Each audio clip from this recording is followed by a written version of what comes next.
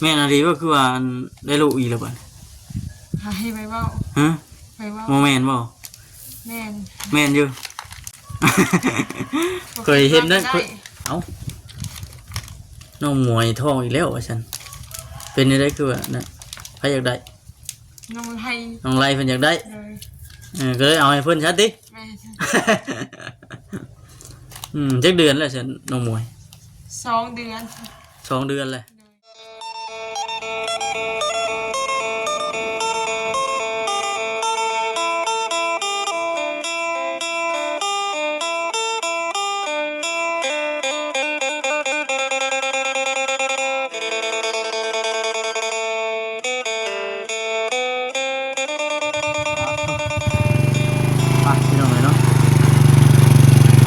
ทางไป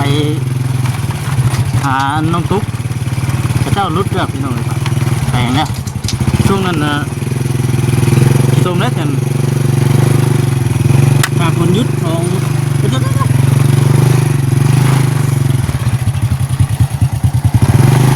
ถ้าคนยุดของ30,000นี่แม่นอยากมั่งเลยล่ะเนาะเอาคนอื่นจะทักทายสบายดีเด้อพี่น้องเด้อเนาะสบายดีสิกันเบิดทุกคนพี่น้องเลยเป็นพ่อมาเจอกันอีกทุกเก้าวันนี้ก็ได้มาผู้เดียวพี่น้องเลยมาผู้เดียวแล้วก็พอได้มา2 มื้อพอได้มาหาทุกคนเลยมื้อนี้มาเยี่ยมมายามพี่น้องน้องพอได้มีมาเยี่ยมมายามถามไทยแล้วเป็นอะไรนะวันว่าอีกทีเพิ่งกินห้องกินโป่งถึงขึ้นที่เราเลยนี่พวกบรรยากาศเหมือนกัน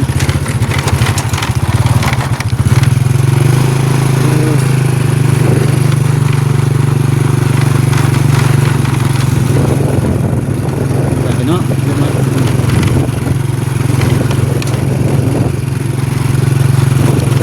เจ้าก็เริ่มให้ปลูกมัน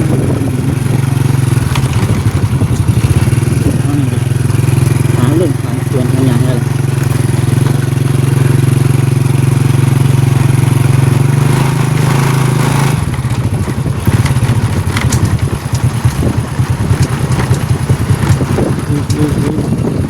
โอ้มันใช่เนาะเห็นแล้วพี่น้องเนาะส่งมารอบก่อนนั่นเหลือกันทางก็ยากนี่เป็นแปลงรถเป็นทางเป็นเถื่อนเบิดเลยมัน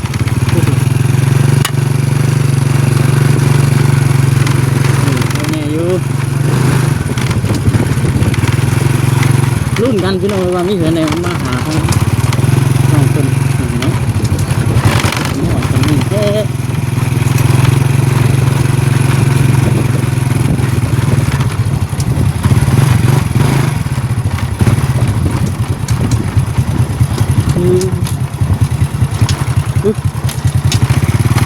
สมอเจ็ด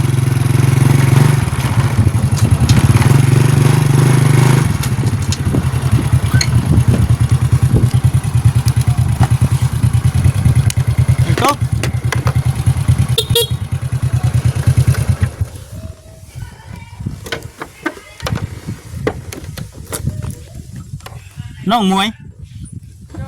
โอ้ยสบายดีน้องตุ๊กยืนปูก็จะว่ามิดจิลีอยู่เนาะก็จะว่าเงียบสมองอยู่ฉันมีแต่เจ้าบอกกับลูกว่าอยู่เฮือนน่ะ เอามานั่งอยู่นอกพี่ก่อนก็ได้เอามานั่งโอ้ล้มกันอยู่นอกพี่น้องตุ๊กเนี่ยเพิ่นลงเฮือนปูเพิ่นพี่น้องเพิ่นเสร็จมาบอกอยู่เพิ่นว่าก้าวว่าจะหน่อยเลยเพิ่นก็ขึ้นมาเลยจะหน่อยว่าเห็นปูเพิ่นอยู่ตลาดนะพี่น้องตอนมานะ ตอนมาเห็นปูเพิ่นอยู่ตลาดโอ้ย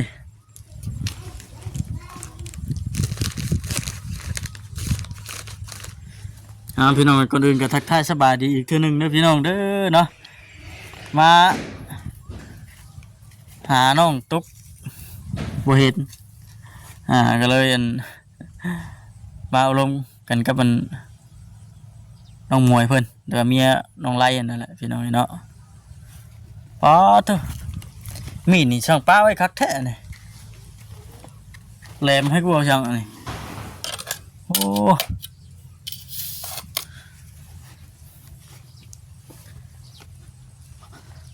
สมอยสมีอยู่พี่น้องเนาะ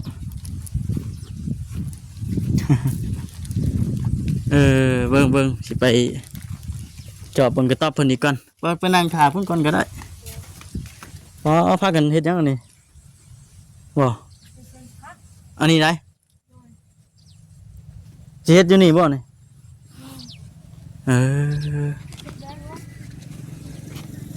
สิเฮ็ดสวนผักอยู่นี่อ้าวคิดว่าเฮ็ดน้ำมันบ่นั่นจุดเตาจุดหยังพี่ได้บ่แม่นบ่ซั่นเพิ่นเฮ็ดผักปลูกผักปลูกหญ้านํหั่นพี่น้องเนาะกระต๊อบน้องตุ๊ก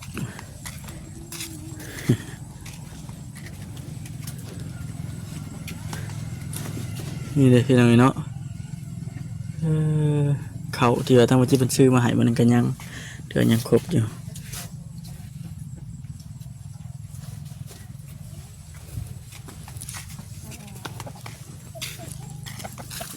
เนาะกาถือว่าสิมานั่งโอลมกับมันน้องมวยเด้อท่า เฮาก็บ่ได้หยังดอกพี่น้องเนาะเด็กเข้ามาเยี่ยมมายามมาเจาะเบิ่งอีว่าน้องตุ๊กเพิ่นเสร็จบอกอยู่ว่าน้องมวยผมกินนี่เหมือนเจ้าหน่อยขึ้นมาเจ้าหน่อยเพิ่นก็ขึ้นมาแหละ น้องตุ๊กบ่ แม่นว่าปู่เราหาก็มาฮอดนั่นเด้ตลาดคนน้อยเอ้ยเอาขนม สบายดี สบายดีไป สบายดีด้วย อ่ะเฮ็ดได้ไรเอา ขอบใจด้วยดอกไว้ เขิน ขอบใจด้วย เอาเอา เดี๋ยว โดยมีแผนไหนครับมาหามานี่มีแล้วบ่ บ่มี สมอยสมีบ่มีแผนเลยน้องไล่เพิ่นไปเฮ็ดเวียกคือเก่า โดย ว่านนี่ดิหยุดบ่วาน หยุด อ้าวเพิ่นคือหยุดเมื่อวานนี่เป็นอะไรคือว่าหยุด ไม่ไปเมื่อวานนี้พักผ่อน พักผ่อนก่อน โดย คิดว่าหยุดแบบฝนตกฝนหยังนำบ่ได้ตกบ่ บ่ พักผ่อนดิเฮ็ดเวียกหลายมื้อแล้วพักผ่อนก่อน โดย วานนี่ก็บ่ได้เข้ามาพี่น้องทำครับก็ได้เนาะบุกกันเกี่ยวเข่าวันนี้ก็คือกันแล้วจะได้มาก็จะได้พาเมื่อโจมเข่าคือกันเลยพี่น้องพี่น้องก็เจ้าปันถ่าอยู่กันผลไม่ตกที่อันเมื่อวานทั้งนี้ บ่ได้ตก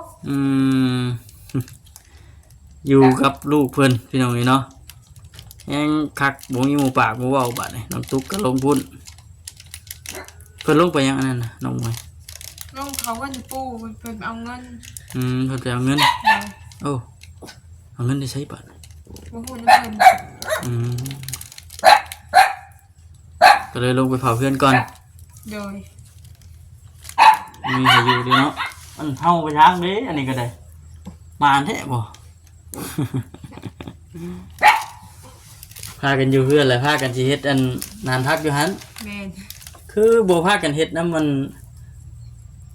บอนอันที่ว่าเจ้าจูดเตาหันน้องมวย ถึกดินน้องตุ๊กได้นะ ฮะ ว่า คือว่าถึกดิน เพิ่น คือว่าถึกดินน้องตุ๊ก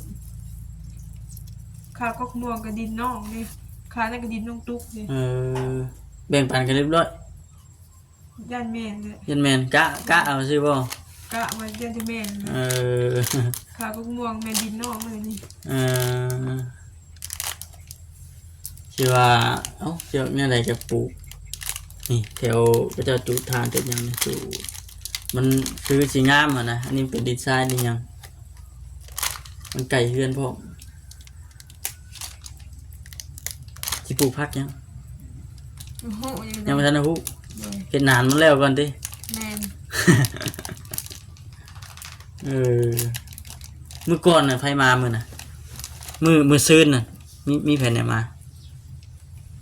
จื้อเพิ่นอยู่บ่ บ่จื้อกัน ชื่อหน้าแต่บ่ชื่อชื่อเพิ่น โดย เออเพิ่นขี่รถอันใหญ่บ่มาเจ้าอยู่บ่มา อยู่น้องออกมาเด้ อืมแม่นบ่มาซื้อนั่นเนาะเมื่อวานนี่บ่ ทางบ่าวเซนบ่าวบอสมาบ้างวัน แม่นบ่ แม่นน้องว่า บอส น้องให้น้องสัมภาษณ์น้องบ่ออกไป เป็นจังไดเป็นจังไดคือบ่ออกไปให้เพิ่น ครอบครัวน้องอยู่เด้ คันผัวอยู่นี่แม่นบ่ออกรถ แม่น คือสร้างว่าแท้น้องหมวยเคนผัวอยู่นี่แม่นบ่ออกรถติ แม่น เคนว่าผัวบ่อยู่นี่แม่นออกมาอยู่ แม่น เคนผัวอยู่นี่เพิ่นบอกบ่ บอก ผัวบอกว่าเจ้าบ่ต้องออกไปก็ได้สิบ่ แม่น จะสุดแล้วแต่ทั้งน้องๆเพิ่นนั่นแหละน้องพี่น้องเนาะยันยันทั้งน้องเพิ่นเว้าซื้อนะพี่น้องไอ้ตานั่นแหละมื้อนี้ก็ขึ้นมาเยี่ยมมายามเบิ่งนี่เลยบ่ได้มาเมื่อวานมาซื้อนี่ก็ได้มาผู้เดียวพี่น้องนี่เนาะมื้อนี้ก็ได้บ่จิตเพิ่นไปทางสวรรค์แน่เฮ็ดไปสังกินมื้อนี้ คิดเมนูออกเลยบ่หน่อไม้อีกแล้ว โดย โอ้เป็นหน่อไม้แล้วบัดนี่กินแต่หน่อไม้แล้วบัดนี่ โดย เออ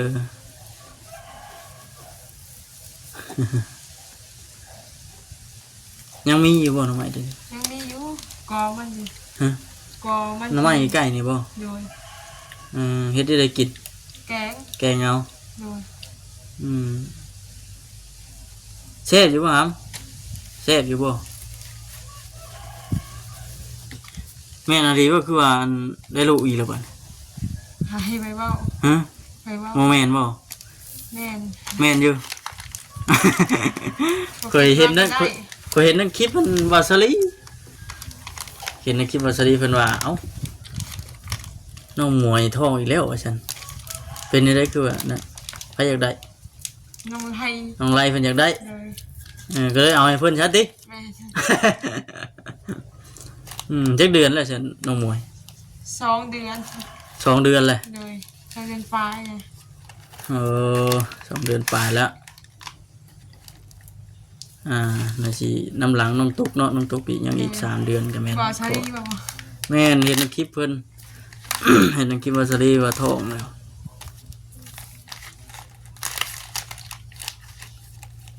ก็ได้2 เดือนปลาย เลย ยังบ่ทันได้อัน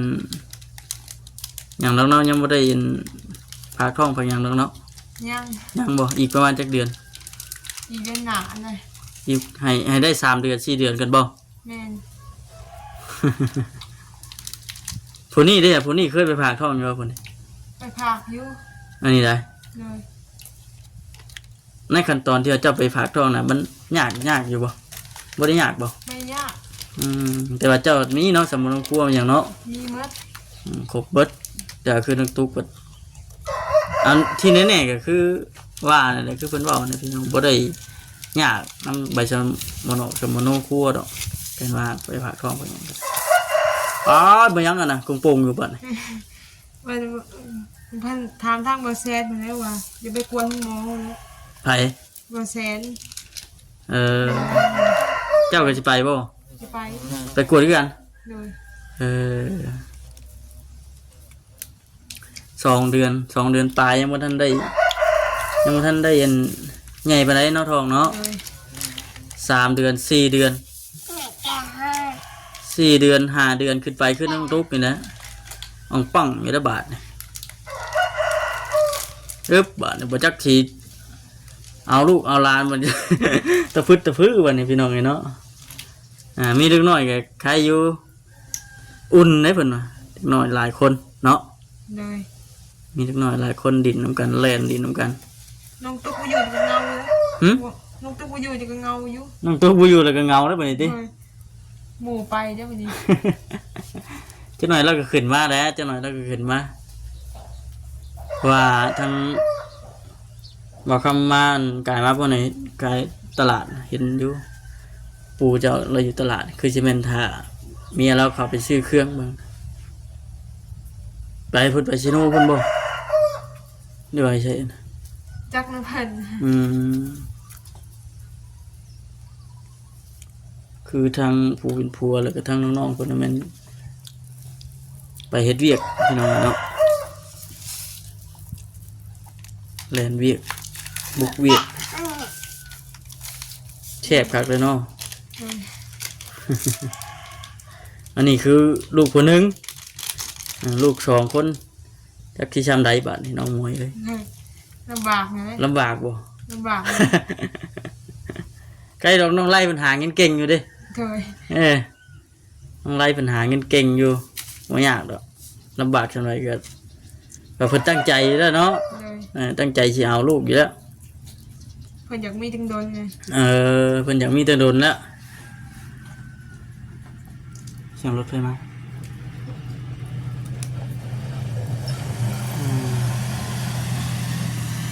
เพิ่นอยากมีแต่โดนแล้วว่าซั่นแต่ว่ายังบ่ทันได้ฮู้ว่าเป็นผู้หญิงหรือว่าผู้ชายเท่านั้นแหละพี่น้องเนาะเจ้าคิดว่าสิเป็นผู้หญิงบ่คือผู้ชาย บ่ฮู้กัน ยังบ่ทันได้ฮู้กะเดาๆในใจ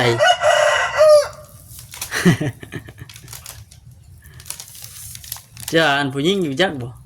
ญาติอยู่ อันผู้หญิงอันนี้ผู้ชายได้เนาะ โดย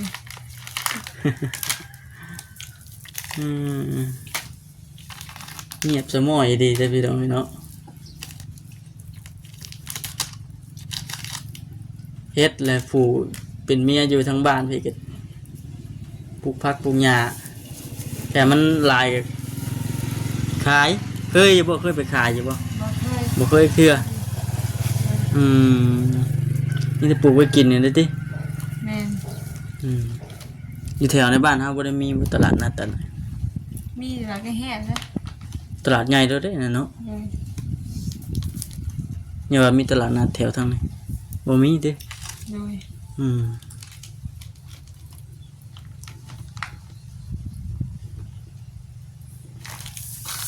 เล็กน้อยบ่มีบ่ดินพอดีแล้ออกมาบัดนี้ดินโอ้พวกนี้ก็สิใหญ่เติบได้เนาะเพื่อเพิ่นออกมาเนาะ โดย พอดีนะพอดีเอาน้องนะพอดีเอาน้องกุ้มแล้วก็ให้พ่อกับแม่ได้ไปหาเงิน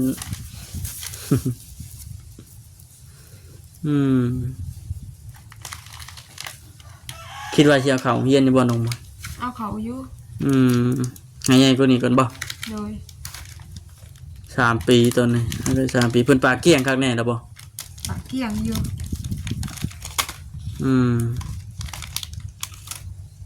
อายุเพิ่นบ่ดื้อเลยเนาะ โดย เขาเรียนพอเขียนว่าเรียนบ่จบก็พออ่านได้เขียนออก โดยพอมีงานทำได้ พอไปหันไปนี่พอบ่กึกหนังสือว่าซั่นซะ โดย คือผู้เป็นแม่นี่เป็นอยู่แล้วหนังสือเนาะ เป็น เรียนฮอดใส่แล้ว ม ฮอดม .4 พุ่น .4 โดย โอ้เปิดเติบเบิ่งอยู่เด้อซั่นเนาะน้องไล่เด้อซั่น ผู้จ้างเพิ่นบ่ค่อยถามดอกเรื่องส่วนตัวเพิ่น โอ้ยเพิ่นเป็นอยู่บ่อันหนังสือซั่น ก็เป็นอยู่ เป็นอยู่ติเออ ยืมกันบ่ค่อยถามเรื่องส่วนตัวกันนะ บ่ โดย สิจะอยู่กับปัจจุบันก็พอ แม่น เรื่องราวอดีตปล่อยมันไปเนาะ โดย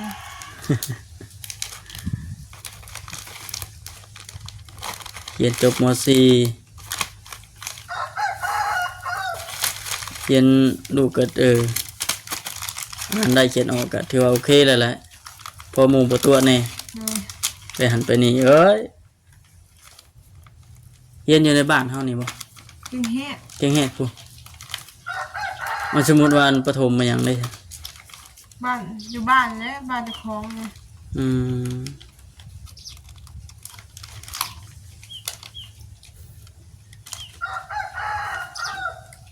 พากันอยู่แล้วพากันเฮ็ดหยังจากเมื่อวานนี่บ่ได้เฮ็ดหยังบ่พากันพักผ่อนอยู่เพื่อนนี่บ่ บางพันเพื่อนเมื่อหันเพื่อกันเฮ็ดกินนั่งกินน้ำกันกับน้องตุ๊ก เฮ็ดกินหยังเมื่อวานนี่เฮ็ดเมนูหยังกิน หนึ่งมัน 1 มันกิน โดย โอ้ไปหาคุดแถวนี้บ่ ซื้อตลาด ชื่อเอามันหยังก็ต้องมวยมันแก้วบ่ แมน โอ้อยู่เพิ่นรู้จักเฮ็ดอยู่เฮ็ดกินพี่น้องเนาะ แต่นี่ก็คือสีมีดอกมันอันนั้นเด้มันน้ำโคกน้ำหยัง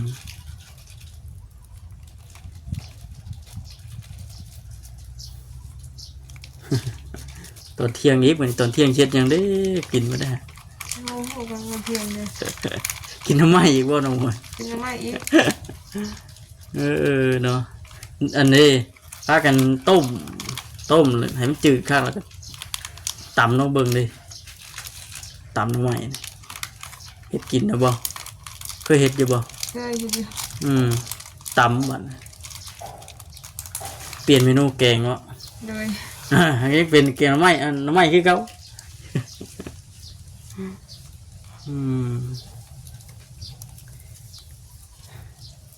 เงียบสมอยพี่น้องเราวันนี้ก็ได้ยังอีกจากมือวันนี้เพิ่นสิหยุด เราถามบาเต็งทองว่าเรื่องเวียกเลย บ่ เลยเพราะว่า4-5 มื้อบ่ยินเพิ่นว่าว่า อีกประมาณ4-5มื้อ เลยทางสบุญสิมาว่าเวียกมันเด้ โอ้เพิ่นนัดไว้แล้ว เลย อีกประมาณ4-5มื้อเนาะ เลย เพราะว่าทั้งไอเตียงตอนนี้ก็คือสิอยู่แม่นอยู่อันทางใต้พุ่นแหละเดือนเพิ่นยังบ่ทันขึ้นมาครับถ้าเพิ่นขึ้นมาเพิ่นยังพุ่นแหละเพิ่นจังสิได้มา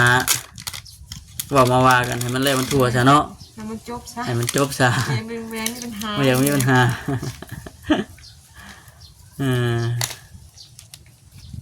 รอรุ่นรอเบิ่งน้ำกันเด้อพี่น้องเด้อว่าสิเป็นอะไรว่าซั่น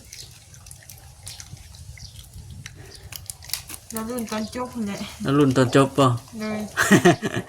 ว่าสิจบแบบไรติ เลยจบไปไม่ได้ เอาทางในบ้านมาอีกเด่น บ่ เลย คือว่าเอาในบ้านมาน้อง เพราะว่าเรื่องใหญ่เด้ เป็นเรื่องใหญ่ เรื่องใหญ่ มาคือมาเว้านี่คือเว้าเรื่องดินเรื่องหยังนี่บ่ หนาเรื่องนั่นแหละ เรื่องดินนี่แหละเนาะ เลย รอรุ่นเบิ่งก่อนพี่น้องเกินว่าเฮาสิเว้าไปก่อนมันก็บ่แม่นเนาะ ได้แล้ว เกินว่าเฮาสิเว้าไปก่อนมันก็บ่แม่น ถามเอาเต็งทองมากเลย แม่นเราลุ้นเราเบิ่งไปและมีแต่ว่าสิพากันนั่ง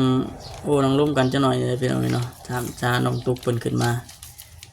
จะหน่อยเพิ่นจะขึ้นมาดอกโอเคน้องมวยเนาะสบายดี ฝากพี่น้องเนาะจังไรก็ฝากทางไปพี่น้องซีกดติดตามรับชมเบิ่งเนี่ยเด้อพี่น้องเด้อเนาะเข้ามาเบิ่งมาชมแล้วก็จะพากดข้ามโฆษณาของบ่ข้ามไปพี่น้องเนาะจังไรก็อยู่ดีมีแฮงเบิดทุกคนพี่น้องสบายดี